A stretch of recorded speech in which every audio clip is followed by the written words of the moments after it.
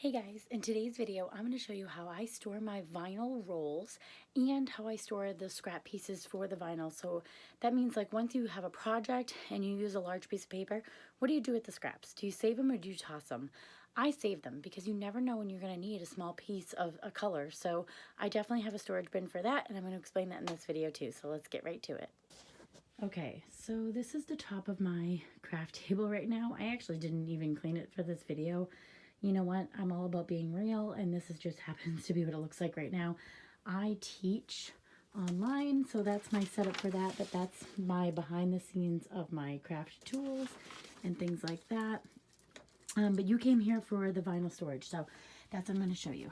So underneath here is all of my vinyl storage, and I got these bins at the dollar store, and I just labeled them with the proper labels so I know what they are. So that's vinyl, regular vinyl, and that's iron-on. And then this bin is all of my vinyl scraps. So everything in here is iron-on, and I know that because of the backing, but I also know that because this is the bin for that. And then in this large bin here, you can just get, I got this at the dollar store too. I love the dollar store. It's so easy and cheap, I suppose. So I use this bin here, and these aren't labeled properly yet. However, I just stuck in all of my different size vinyl in this bag. These are all regular vinyls, and you also know because of the backing that these are all just regular pieces of vinyl, and all of my iron-on is in that bin. I keep them in that bin because I use these more often. I hope you found those tips helpful. I get all my supplies for that kind of stuff at the dollar store because it's cheap, and I just need an easy pull grab method to get my materials for when I'm making my shirts. That is what I do.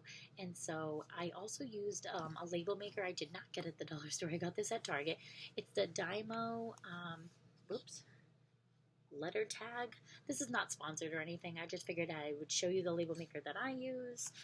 It opens up top here, and that's where you can change the ink. My light is so bright. Hopefully that is easy for you to see.